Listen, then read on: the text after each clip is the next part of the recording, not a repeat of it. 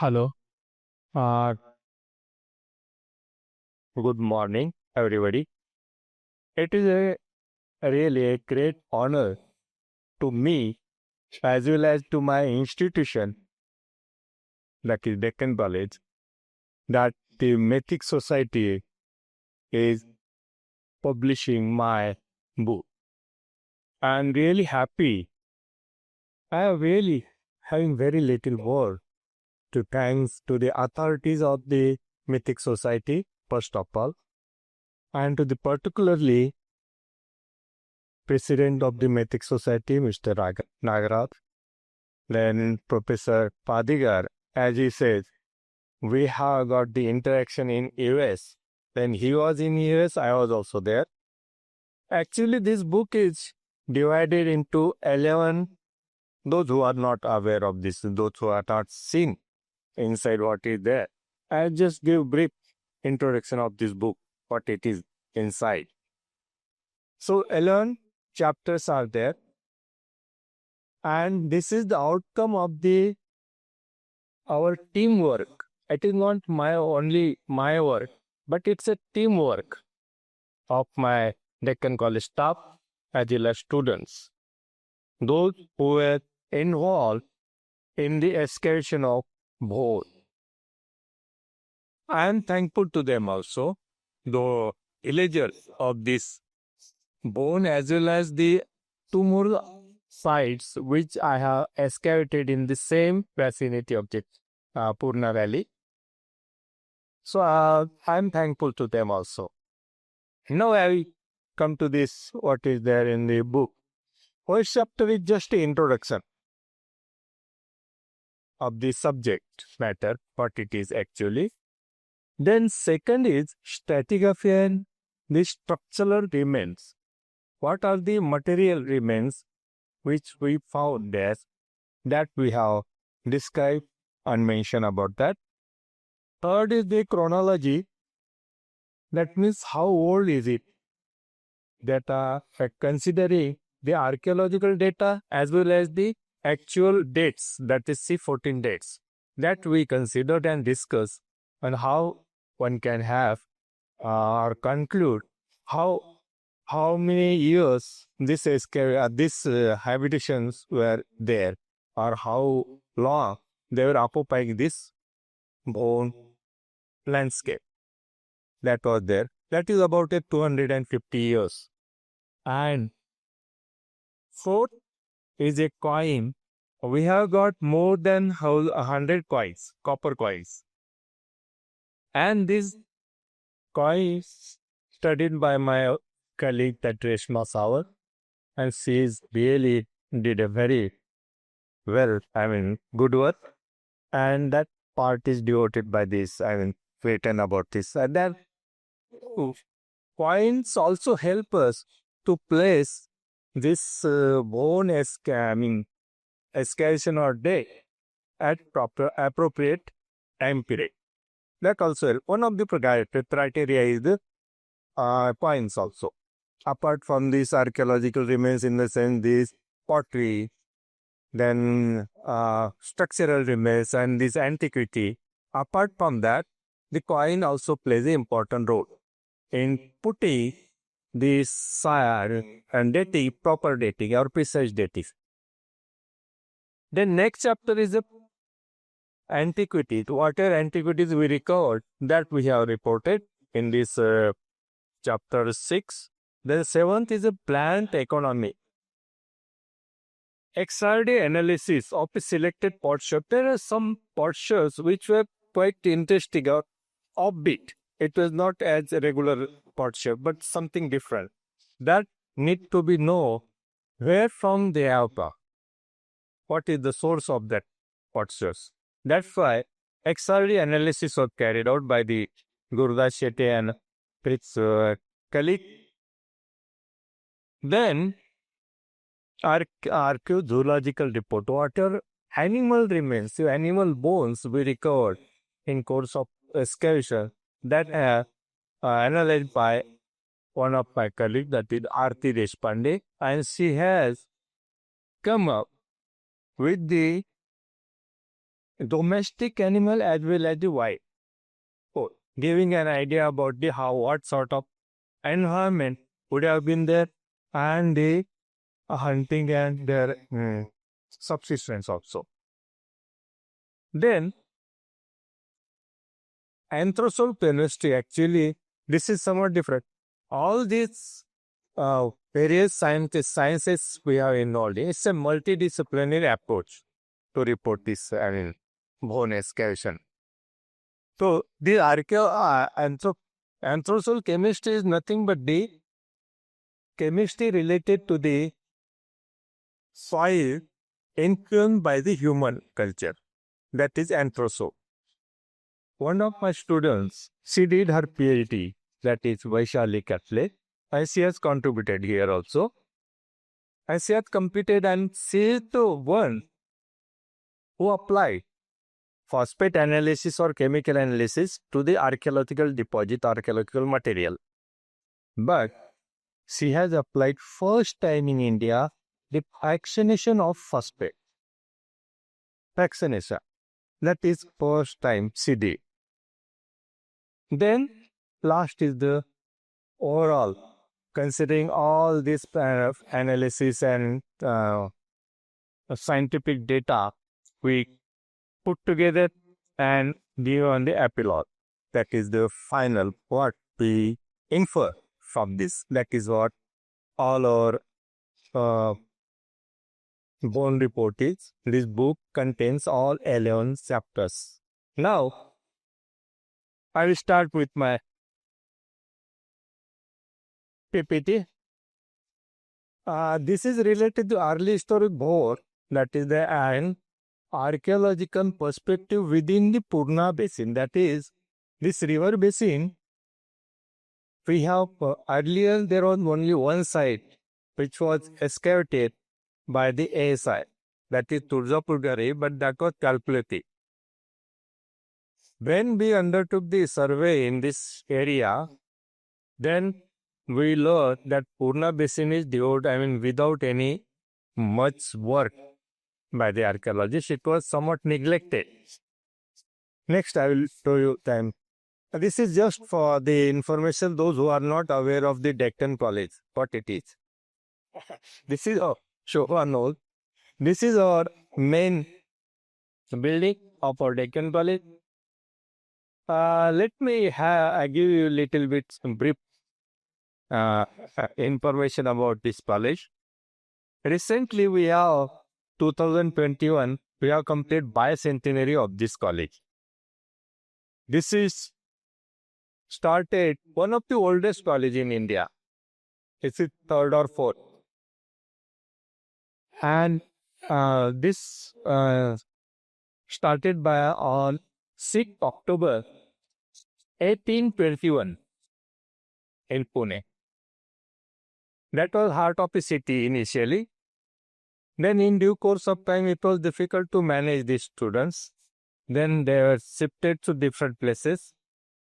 In 1864, the foundation of this building was laid down. And 1868, building was ready. That named as a Deccan College. Earlier it was Hindu College, then this different names were there. But Deccan College started from this name of the Deccan College, as it is started from this building, that is 1868. In the meantime, you may be aware or not, 1934, British government has stopped. They have just stopped this college because this was located somewhat outside the Pune city. And in the main within Pune city, there were other colleges where came out, that are Ferguson College and so on. So, naturally, the students' strength has reduced here. So, government has given the reason to stop or close this college in 1934. But past students They filed a writ petition to the Bombay Presidency and Bombay High Court. And in 1939, they pass a decree asking government to restart this college. But by that time, when it restarted, that was the 17th August 1939, and it was named as a Deccan College. They retained that name. Then it was Deccan College Postgraduate and Research Institute. Henceforth, 1944 and 49 onward, there was only MA and PhD. No degree college. I mean, there was no degree as such. Only postgraduate and research. Then, in 1994, we have got the deemed university status. Now we are having that. It continues like that. Text. This is our archaeology department of archaeology. Initially, this department is a founder. I mean, Professor H.D. Sankale is a founder member of the department. He is a 1939 he was continuing as a professor of archaeology, and in 1960 of around 60, this building was constructed. This was a new building rather than our original Deccan College as compared to Deccan College. It is a new. So only archaeology, but foresight of Professor Sankalia, he was doing something different. He was thinking of having a science, some laboratories here. Then around 1960 itself, he appointed one person having a background of chemistry. That was Dr. G.G. Mudumdar. And he was the first person who appointed here as a lecturer in archaeological chemistry. And thereby, chemistry lab has started around 60. Then in due course of science, see, after this chemistry is the pioneer laboratory. But in 1973, Sankalia retired, and there was a professor. They were supposed to join Deccan College, but he was having some other problems, so he didn't join. But in the meantime, in 1973, Professor R.V. Joshi, he joined this department, and he was appointed as a professor of history in 73. He was having a background of earth science, that he was a geologist. Earlier, he was in Dharwad University. Then he shifted to ASN as a superintendent archaeologist for prehistory branch. Then he joined Deccan College, 73. Since he was having a science background, he was then little bit, soft corner for science. And in the same time, we have got the special assistant program. That has given a boost of additional 5 laboratories in this department. That was botany, anthropology, archaeozoology, paleontology, geology. All these laboratories were established. Only problem we don't have right now also, dating lab. We don't have that. Because dating lab need a lot of setup, big setup. And it was already there at Ahmedabad, PRL, Physical Research Laboratory. Professor Agarwal was there.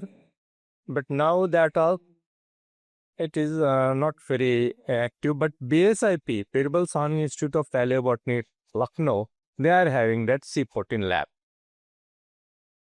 So, the sciences, how at Deccan College, different sciences are involved. And these sciences, we are using to reconstruct the history of mankind in different excavation program. Next. This is regarding our Vidarbha region. I don't, there is no pointer, no? The point. Do you have pointer? On cases now. This is my point period. I will show you. This part is a kid up and put is a kid. Hele, he pointed at. And then slap get next to here. So here, this Vidarbha region, with a map of Vidarbha, it is divided into two. Eastern Vidarbha and this is Western Vidarbha. You can see here the concentration of archaeological sites within Nagpur, Bhandara and this part. I mean that means Eastern Vidarbha. Majority of sites are there. But this part is neglected. Very little sites are there. That is Western Vidarbha.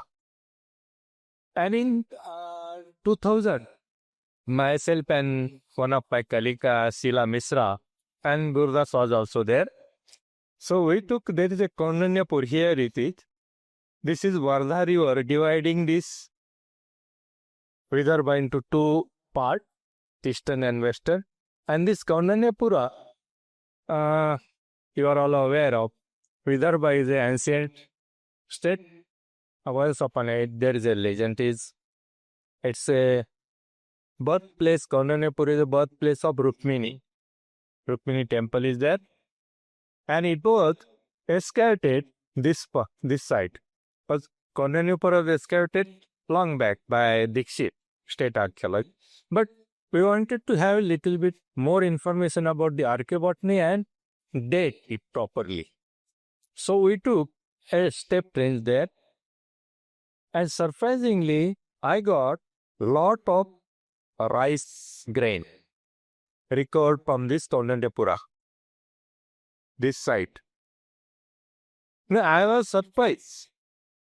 Why? Because this part, there is no rice growing area. Rice growing area is in this set. Nagpur, Bhandara, Chandrapur, or Gadchiroli. So I was surprised how it is. How it? Is it just accidental, they got it, or some other reason they grow it here? If it is grown, then one has to check it whether it is true or not. Just I wanted to check it, so I have explored this area, Purna. Apart from that, away from this Kaunanyapura, not toward the Nagpur side, but toward this Amravati or Akola sides. Have to have a look. Then we undertook an exploration and got number of sites around this. Bhon is here, Patura is here, Kolab. These three sites I have excavated. Bhon is here. And this is a Purna river traveling from Amravati district, Akola and Buldana and meeting to Tapi. It's a major tributary of Tapi. So, just to check, that was my objective initially. To check it, what is the, why rice is here, Kaunanyapura, we are getting so much rice and no on other side. Let us have. So, in exploration, we got lot of, a number of archaeological sites here, but Bhon was promising one. In 2001, myself, Durdas, and one of two my other students, we took a small trench at Patuda, just 10 kilometers away from Bhon. That was not directly on the river of Purna, but 1 kilometer away from the main course of river. But there is a tributary of Bhon, a tributary of Bhon, Purna river, and that river is known as Bhon. And that side Patuda is located right on the Bhon river. So we took a small train. We got pottery, but surprisingly there was no rice. Only jawar was there. That was dominating. Sorghum. So again, that is one. And that mound was not very promising. It was very small that way. But Bhon was quite promising. Then we were exploring. We got a number of other roof tile to hold roof tile, then pottery, then in section cutting we came across a brick well, and so on. That's why we wanted to have a real trace at Bhon. So we took a train on in 2002. Initiate. Oh, sorry. पुढे कसं जाईल? Okay. Here, this is a plot. You can see this. These are the Gabriel Hills and these are the Ajanta ranges. In between, this is a Purna basin. It is full of alluvium, river deposit, riverine deposit. And our site is here, both Patoda and Kolhapur. Earlier, only one site was, that was Tuzapur Gare, was excavated by ASI. Mr. Bopardikar was there. He was in charge of that. Then, there is one, you may be aware, I hope, that Lonar Lake, it's a world famous lake. It's a meteorite impact crater lake. Lonar. It is about 100 kilometers. I am coming up to this Lonar also, but let me explain this. This is the Google map close-up of holes. Here you can see, this is actually a present village. And our archaeological deposits are all around the area, present village. And our excavation is in this area. Then one part here. Here, you can see these two nalas are coming from the northern side. And they are linking together with this link channel. Whenever there is a heavy flood, then excess water goes from this link channel, thereby forming a island. Right now also, in 2006, there was a heavy flood, and this became an island. They were unapproachable from this other side. Whole area was covered by this flood water. So it's in ancient time also, it was forming some sort of a moat or protecting the site from the invasion or so. That is one thing. And when we were, Krishnamurthy was telling me how you people were walking for 4-5 kilometers and so, there was no direct approach, so we have to walk down. That was the major problem. Right now also there is no ST or no state transport, nothing. But now time has changed. Everybody is having bike. So they can go and approach. But that time, when we explored that area, there was nothing. We have to walk down. That's why they really very tough time. A general view of archaeological deposits. This is the present village, and this is river. Name, and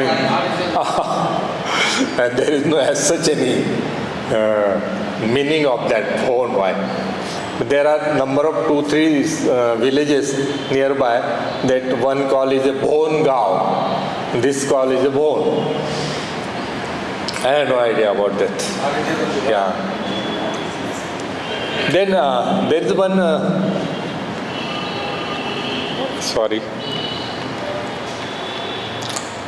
Here, just I have forgotten to tell you, here one more site is there, and people used to say, there is a belief. They said that there is a one bhasma or ash And that ash is nothing but it belongs to the Dasratha perform a yajna, Putra Kamishti yajna, and that ash is of that yajna. So they used to take it. They are saying that it has got a medicinal something, value. People used to take. When we visit that site, there was hardly any archaeological material, but that deposit was very thin. So there is no point in continuing. But that is what I want to tell you. These people believe that this is a Dasratha performed a yajna and it belongs to that ash. So this is our main where we have taken. This was first year's trench. Then second we took there. Then Gothan. That Gothan is go means cow or animal, and Than is a place. It's a place where they used to gather. Cow used to gather coal in, and then they used to take it for grazing outside. Then this is the rivering that I have got the brick construction, that is irrigation canal here. And then this area is a stupa area. This excavation we carried out, are taking a trenches and people are working. These are the, this part, this one is also archaeological mound. This one, whole area, river is flowing this side. This is river. And our whole area, and Bhon, that stupa is other side, this side. Here is a close-up of a trench, how we got the floors and housing floors and other thing. Here is the Gothan area. This area is very important because we recovered lot of antiquity from this side, from this area. And that antiquities and this area is so rich. Right from beginning I had feeling that it is nothing but the marketplace. Marketplace of that time, that period, early historic period. We have got lot of material. This is the top view of that Gothan area. Here,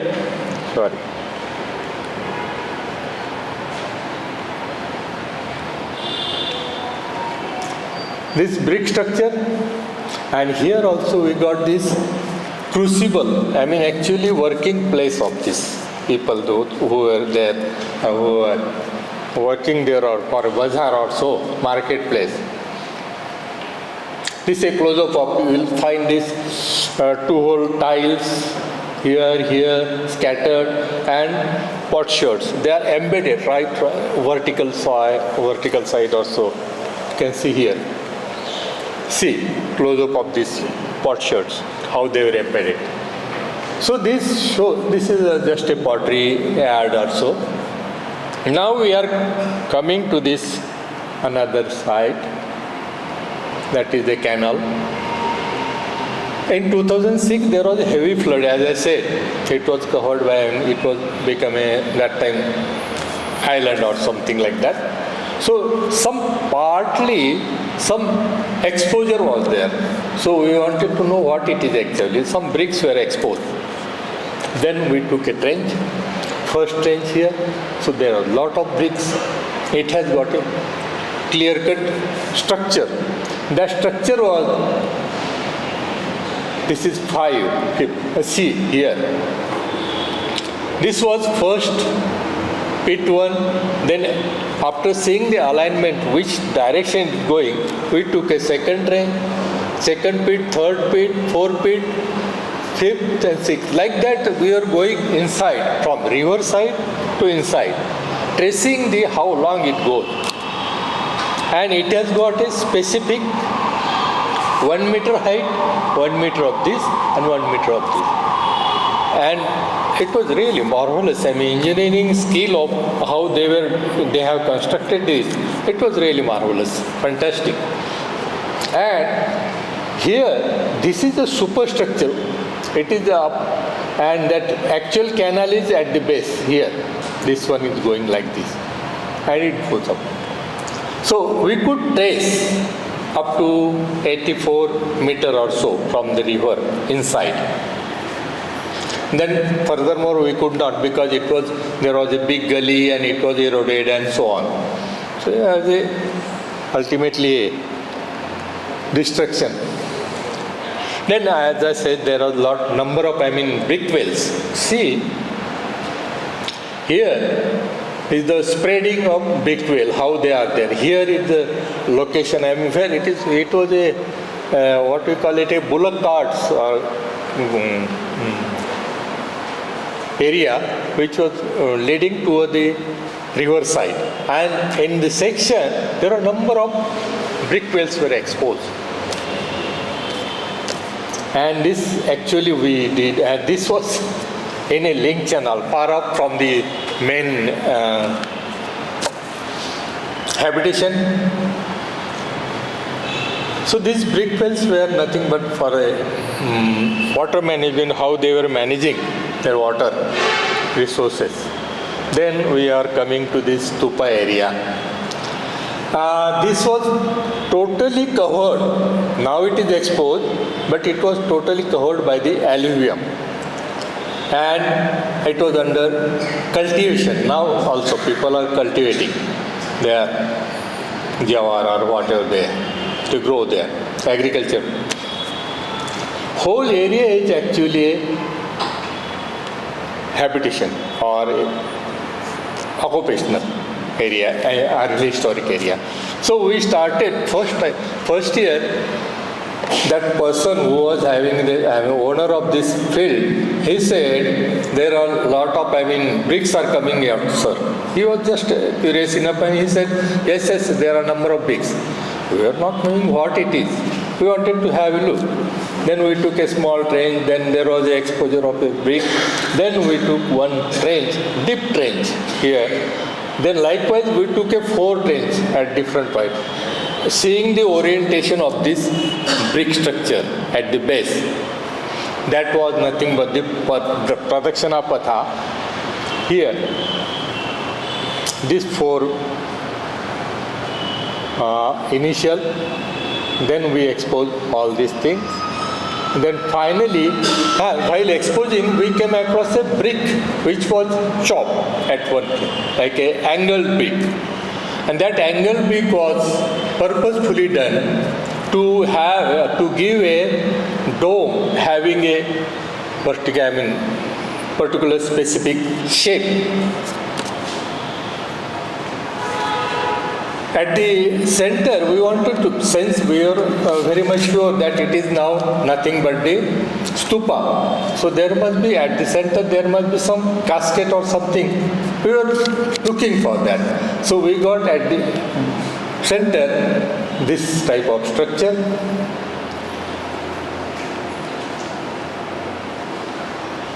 So there was a hole at the, here it is hole. It is nothing for, that hole is for a ST. And dome is also missing. It is flat. So there is nothing. No, you see how you can, there is nothing here. But at this part, we are exposing and seeing this Pradakshina Patha, how it goes. Here it is full exposure of this stupa. Here, at the outermost, this part, there is specific symbol is there. That symbol is just a 3 lines and upside triangular, something like that. But we were, trying to understand what it is actually. But we could not. So it may be, there is a possibility it must have been the sign of those who were preparing that brick, manufacturing bricks or so, masses. Then These are the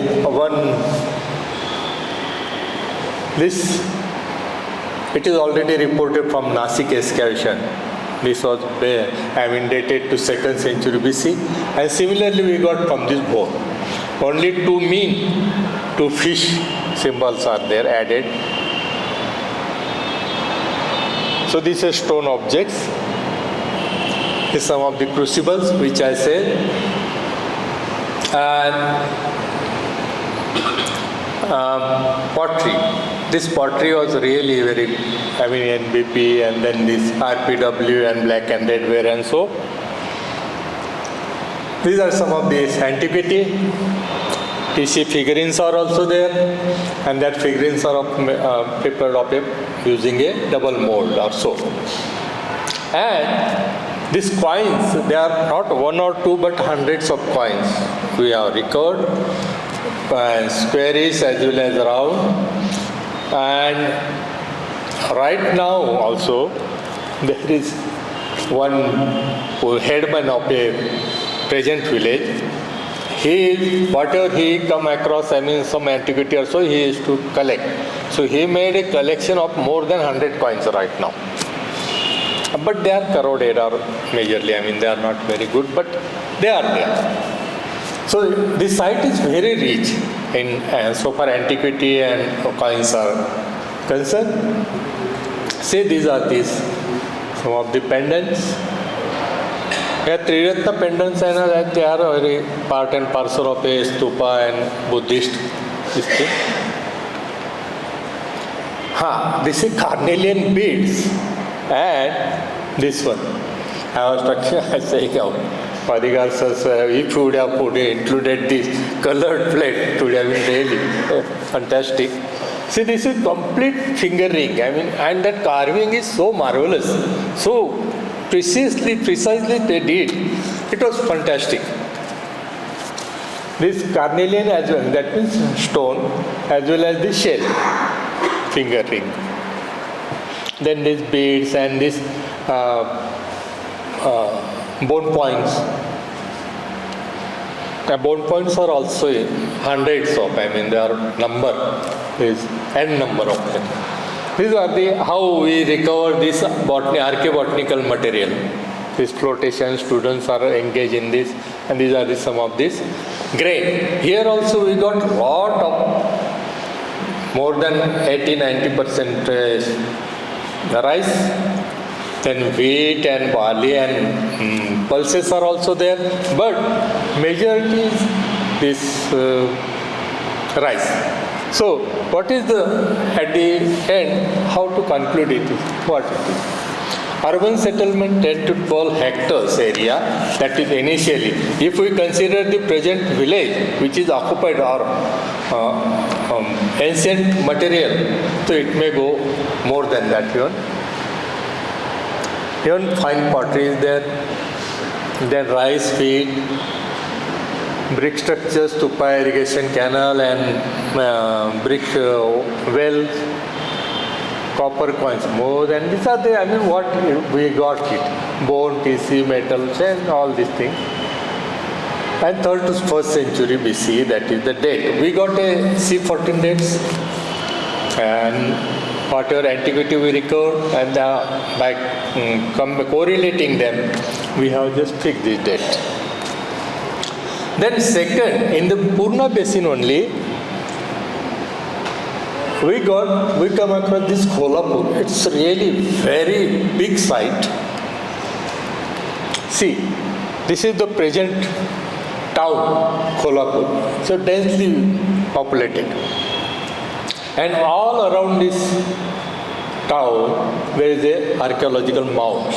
And in fact, this whole town is on the archaeological remains. That is what we suspect, because in the village also we come across the rig well and brick well. So this is very big, one of the largest settlement in the Purna. Gurda, this is that photograph. So this is a close-up of this what we look at range and the stratigraphic features. Here we got a full section. See, this is virgin black soil at the base, and it is capped by this Mauryan period, then the pre-Satvana period. This pre-Satvana is nothing but the contemporary to Bhon. Same. So this has got a relation with this Bhon also. That is the well. Pardon? Right side. Yeah, this is a brick. Is that So, this one, no? So, this one? That one. yeah. Brick line well. Brick.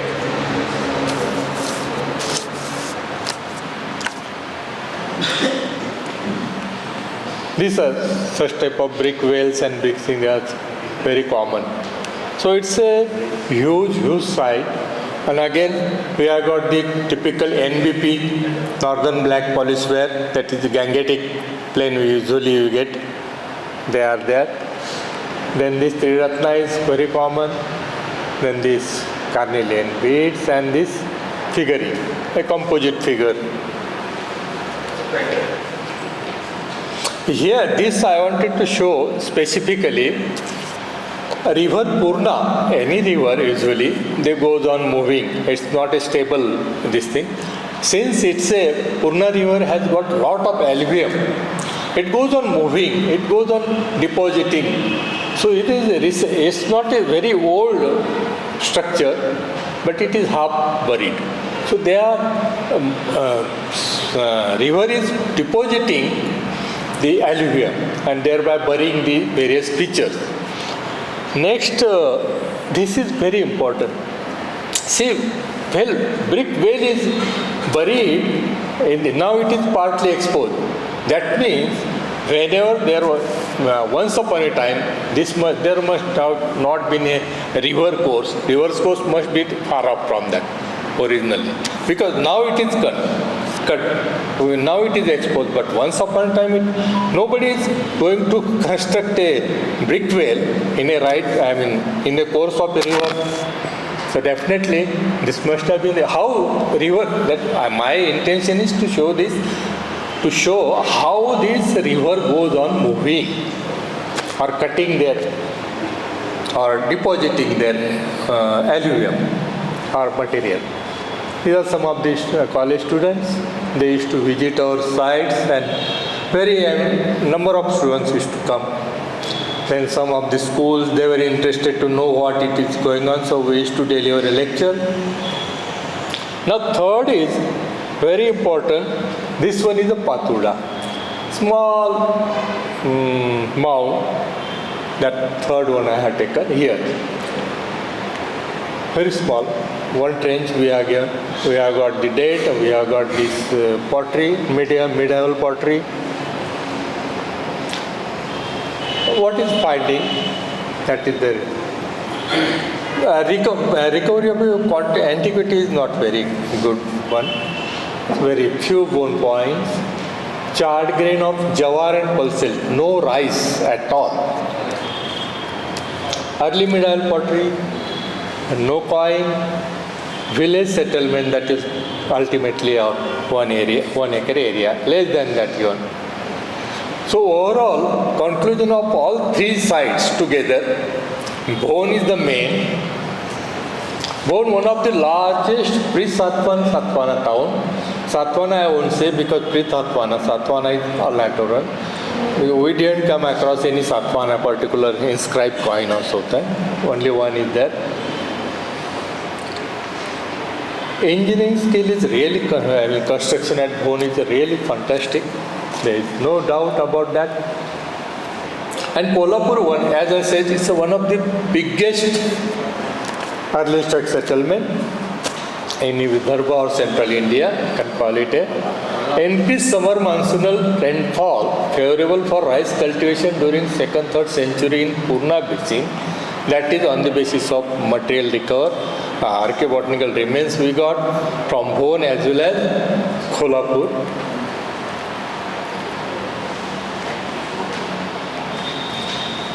Deterioration in climate.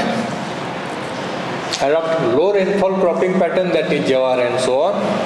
That is as we recovered at Patuda.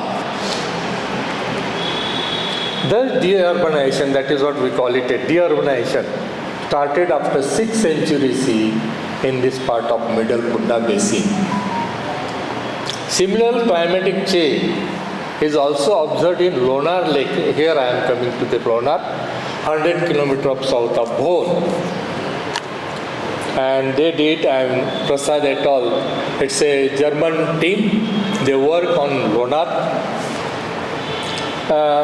Bhon in regional perspective, how it goes. I mean, if we can consider Bhon at the center, so all directions there are number of sites, early historic sites.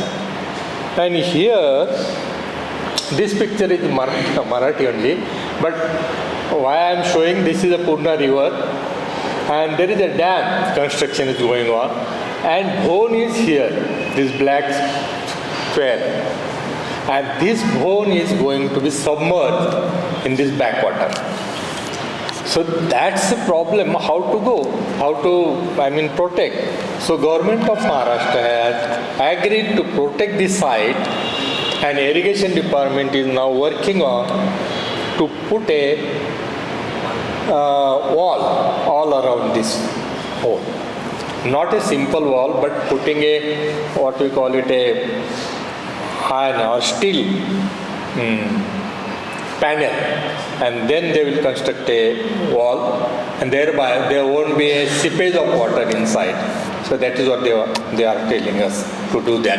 And government of Maharashtra has sanctioned about a 500 crores or so, I don't know. But it is their duty, not my concern, but they have agreed to protect the site. That is what I wanted to show you this. And they are shifted, shifting has started, people are shifting, they have allotted them a different, spot to move them. Rehabilitation is going on. Here is the Lonar, what I wanted to tell you. This is about Bhon is here, Bhon Patuda is here, and Lonar is here. It is about 120 kilometers from south of Bhon also. How far is Ajanta from Bhon? It is far off. More than 200 or so, I think. 150 definitely kilometer. This is as I said, one of the biggest, world famous lake. Meteorite lake. It's a meteorite lake, and initially it was dated to 55,000 years old. But some people, after recent research shows that it is about 6 lakh years old. That is there. How this is whole complete. And this periphery, this periphery of a lake is of 2 kilometers. And all along this periphery, you will come across this macrolith. This macrolith, if I have worked in Rajasthan, there is one site known, we have excavated that site, and that is a Zamba on a lake site of a Bhon, Bapnalar, and that dated to 7000 BC. And this whole also typologically similar, but I am not going into detail of this. What I am showing is this lake site was studied by these German people, German team, and they took a core of 10 meter deep core, and that core they work and they have applied different parameter of a scientific research. What they did, they have done a palynology, they have done isotope study, they have worked on dating, they have worked on mineralogy and so on. So on that basis, they have got a number of AMS dates. They have their own laboratory, so they have AMS date also. So what they infer, this is their inferences first. For my point of view, They observed 2 wet climatic phases and 2 dry conditions. 2 dry condition is 4.6 to 3.91 and 2 to 6.6 is second at Lonar. And these 2 dates in between this, this is very well matches with this relatively wet and dry climatic phase at Bhon. This is the date of Bhon. And Patuda, this is the date of Patuda. So that means dry climate and wet climate is correlating very well with this Prasad et al. Study. That means Bhon, Patuda and Lonar is a rare example of correlation between archaeological data generated through meticulous excavation, that is we did, and multidisciplinary result on climatically controlled hydrology of a lake in a core monsoonal zone of central India. That's really very well. That is what I want. I am very much interested to know why Lonar is important. I have worked little bit on Lonar also, but really it is really fantastic. They did really very well work. But our archaeology is also helping to, we can call it a double parameter. We are inferencing climatic change on the basis of whatever archaeological data we are getting, archaeological material we are getting. But here, scientific data is also supporting us. That means it is a double confirmation of our climate. And lastly, this is very important. Again, I am showing this roundup. Daulikar, our ex-director, Deccan College, now he is no more late. So he has given this climatic variation, how this chart is there. So this wet phase, 400 BC, 500 BC to 400 AD, this correlate with the Bhon very well. And this one dry phase, second deurbanization he call it a 400 to 1000 AD, and that Patuda is very well fitted here. That means again this is a third confirmation of our inferences. So special thanks to my authorities of Deccan College, authorities of UGC, because we got a UGC project, that's we could do that. Then staff and students of Deccan College and the villagers from Bhon and Patuda, and as I said right in the beginning, I am thankful to the authorities of MythicSociety for giving me an opportunity to say something about in front of you people, and I owe lot of thanks. Thank you, sir. I am just going to say something about the book and also its importance, significance, and also the effort that is behind the bringing out or cutting of this report. See, excavation is a very skilled job. It is easy to excavate, and it is very difficult to interpret what you find there.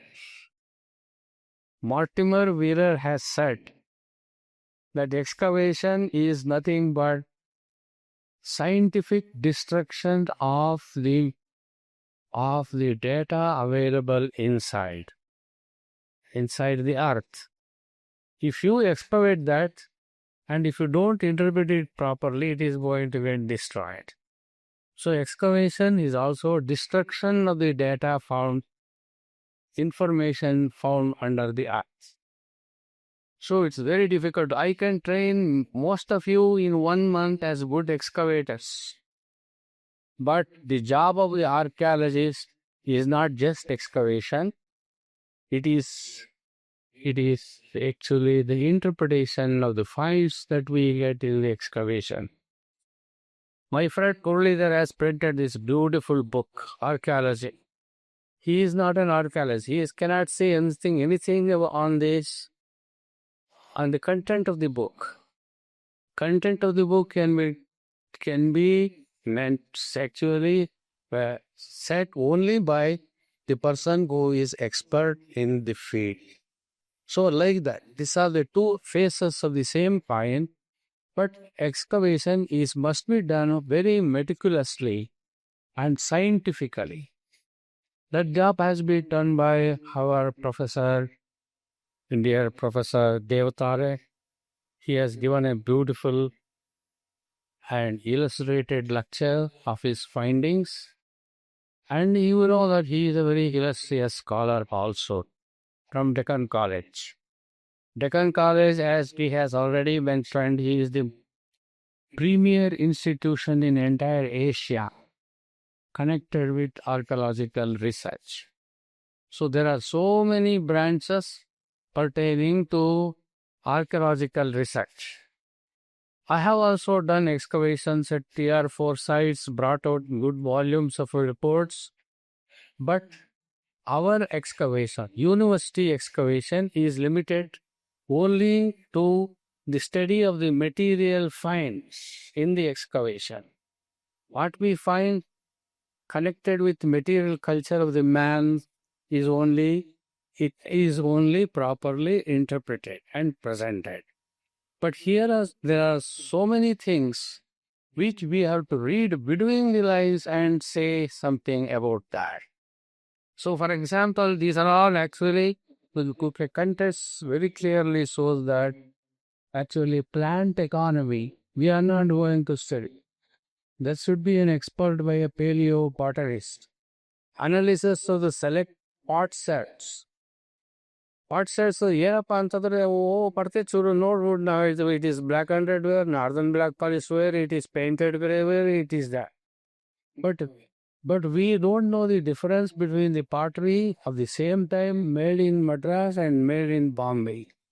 They are going to study that. They take the clay out and study the clay chemically and say what type of a clay, what type of a vegetation, what type of a firing that was done for the pottery found at Bombay and pottery found at Tamil Nadu or Madras. So that thing actually makes, if though both the pots are of the same type or as red polished ware, there is the difference. Cultural difference is there, and they are going to analyze such things. And archaeozoology. Zoology is also a part of archaeological investigation. And you get lots of bones study, and they study the bones, they study so many things, so many analyses, such a different way that you cannot even imagine that there are so many facets of studies for the study of bone. So like that, anthrozoal chemistry of the soil is different. Soil of a village is different from soil of a town, soil of a forest. So like that, they study the soil and analyze it and interpret it. And also, these are all certain things which they have made in this excavation report. For this, I congratulate Professor Deotare and his team for the wonderful work. I had gone as an expert of NAC committee to evaluate and adjudicate the quality of work done at Deccan College. I was there. I was one of the teams to study academic aspects. And I gave actually for them 95% marks out of 100.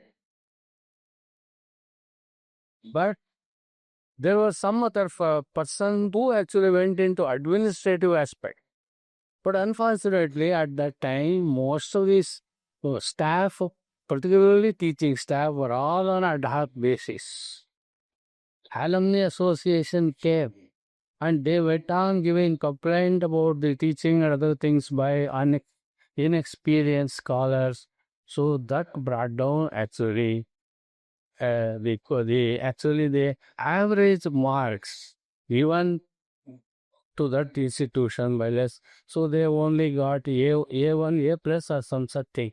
Otherwise, they would have got A plus plus like that. So they asked me to come down. Then I said, I can never come down on in my adjudication because this happens to be the premier institution in Asia pertaining to the archaeological studies. So that is how it went on. Now they have got different branches of study. Botany experts are there.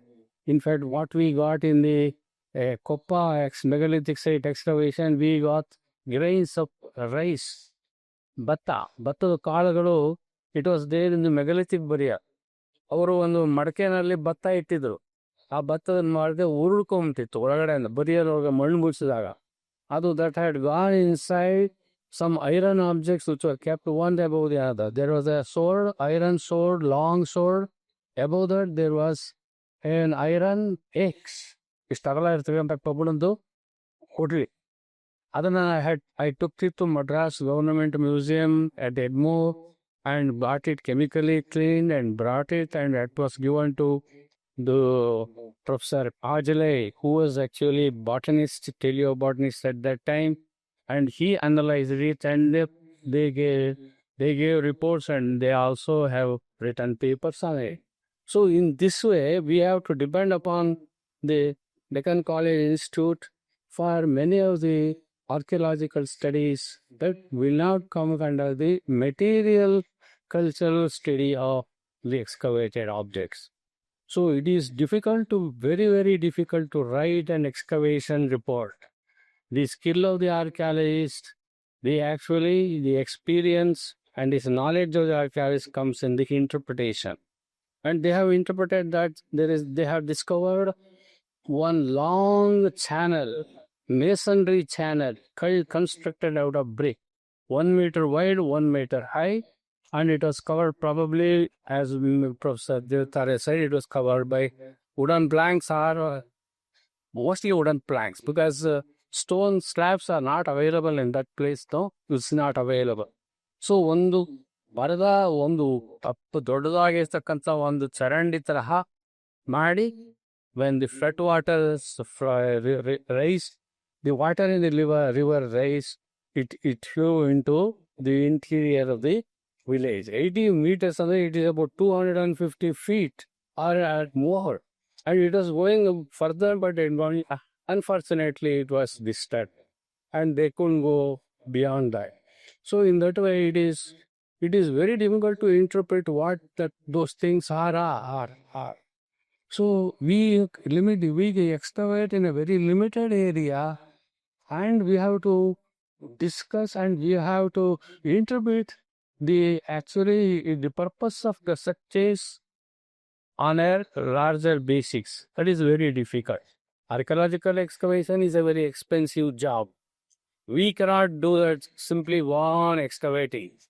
So, in the limited material available, we have to interpret the entire fauna, flora, there's so many other aspects connected with the culture of that village. So, while studying them, fortunately, they have got good number of coins. They say it is punch market, they say it is die stack, and don't bother about the and the method of making the coin. But one important sign on that coin, which occurs almost invariably in every coin, is tree in railing. We know that Panchaparna coins and later coins, even Satavahana coins, had religious symbols on them. What was the religious symbol of Buddhists? It is Vriksha Chaitya. That is a tree inside a railing. It is to be not just as a tree railing, it is actually a Buddhist symbol, Vriksha Chaitya. We know that during the post-Mauryan period, particularly after Ashoka and during the Satavahana times, Buddhism was a very dominant religion in this region, Vidarbha region, South Andhra, even in Karnataka also. So that is why Pitakas and almost all the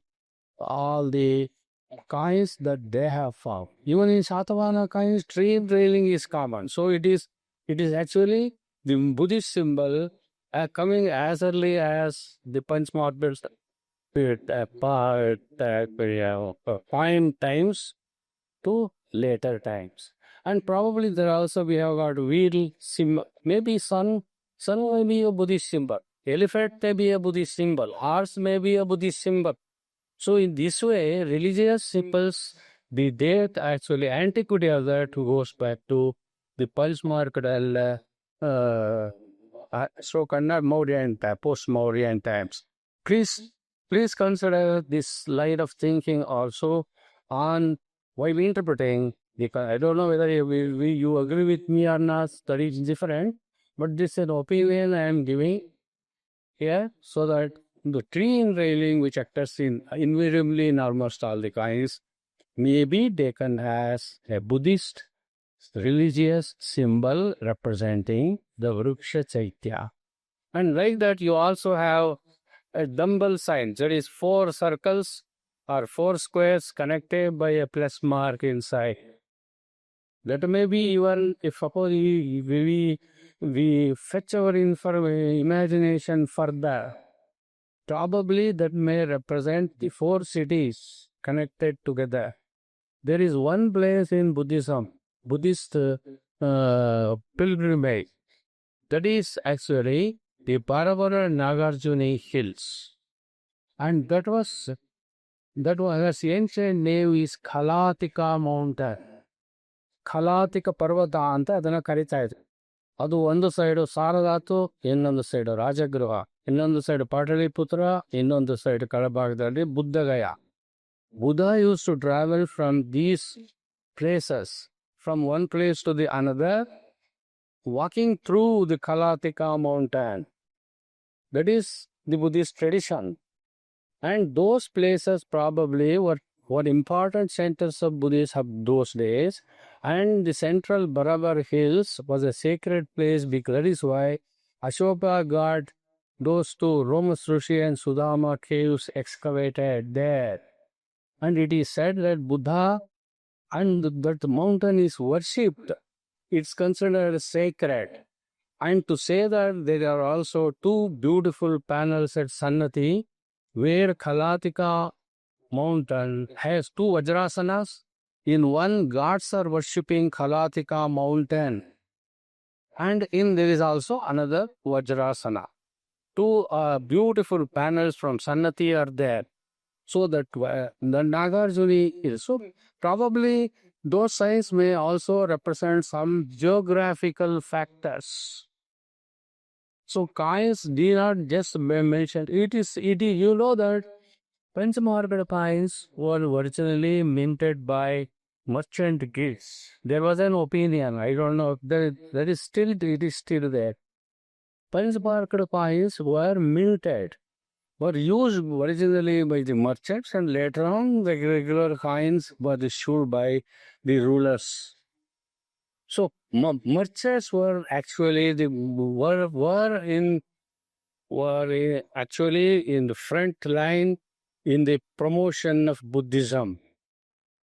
Buddha received his first food after renunciation by a merchant.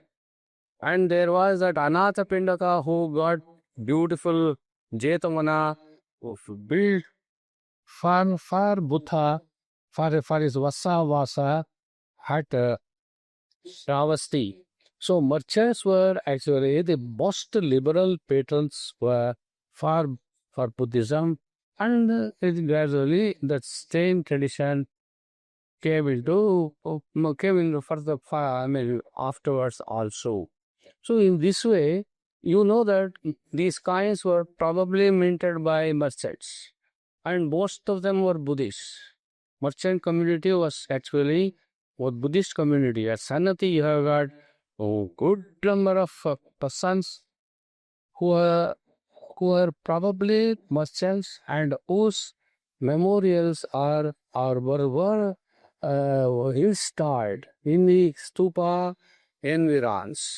We have got good number of ethics, and all those people, because it was there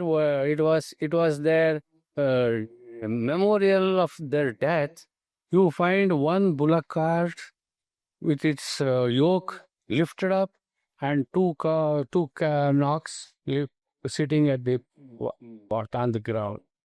So they were all rich people having a very luxurious life, holding wine, cups and other things with so many attendants and all around all those things.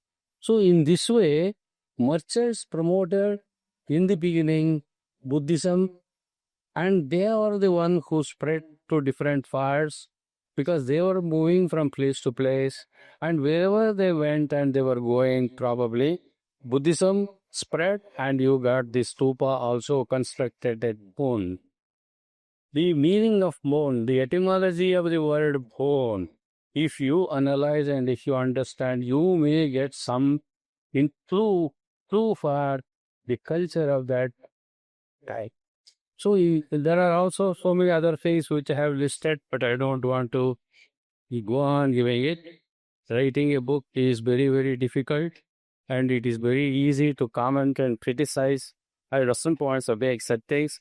But the book has come out very beautifully, and it is very well illustrated. But thing is, fortunate next when the Mythic Society wants to print such reports, they may use color printing of the photographs because that gives more life for the book and also for the readers to understand the subject.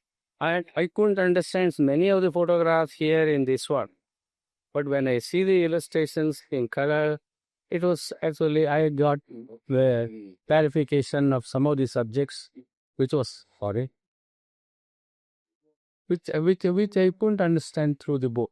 So, Mythic Society, I also congratulate. First, I congratulate the authors. For their painstaking work in bringing out this work. Very well written, very, very documented, and each and every aspect of archaeology of that field, along with material culture and also the environment and other connected aspects of the Bhon and its region, and it is very beautifully brought out. So for Mythic Society has done this job of bringing out this report in a very beautiful way, and there are also very nice. Printing is good, photography, drawings are very good. Line drawings you don't have to worry because it comes very well in all the books. So photographs are also, some of them are slightly, of course, below quality, but other things are very neatly done, brought out book. The language is good, very lucid, simple, easy to understand even by ordinary people. So the food is. Thank you very much for writing such a right report, sir. And also I congratulate the Mythic Society for bringing out this work. Then in future also they will bring many more such work to light, provided our illustrious Professor Deotare like people come up with writing of the report. So nowadays it is very difficult. I have seen so many, as Professor Deotare also told, there are so many people who go, I excavate. It is to my student, junior teacher for Shobha also. She is very enthusiastic in conducting excavations. Now you bring out the report, you know the difficulty of it. So I thank you all those who are involved, authors, publishers, printers, everybody, and also the patient listeners who have come here to listen to and also to see what is happening here. ಇವೆಲ್ಲ ಬಂದು ಬಹಳ ಅಧಿಕ ಸಂಖ್ಯೆ ಇಷ್ಟೊಂದ್ರೆ ತುಂಬಲ್ಲ kuska release ಅನ್ಕೊಂಬೇಡ, ಈಗ ಬಂದಿರೋದೇ ಬಹಳ ಹೆಚ್ಚು ಅಂಥದ್ರಲ್ಲಿ ಬಂದು ಇವತ್ತು ಭಾನುವಾರದ ದಿವಸ ಇಲ್ಲಿ ನಮ್ಮ ಜೊತೆ ಇದ್ದು ಇಲ್ಲಿ ನಮ್ಮ ತವರ ಕಷ್ಟ ಮತ್ತು ನಷ್ಟಗಳು ಮತ್ತು ಹಾಗೂ ಸಂತೋಷ, because it is, once it comes out, we are highly delighted to see our work, as though a child has born in our family. So this book has come in the history of MythicSociety. It's a very beautiful work, and there are so many illustrious souls watching this. It is a hall which is actually very, very sacred, because you see so many learned people, right from the director of archaeology, directors, and everyone. So they are also there with us, and they also share our joy and pleasure and knowledge. Thank you for all, and thank you for giving me an opportunity to come here and speak a few words in front of this heartfelt all. Thank you.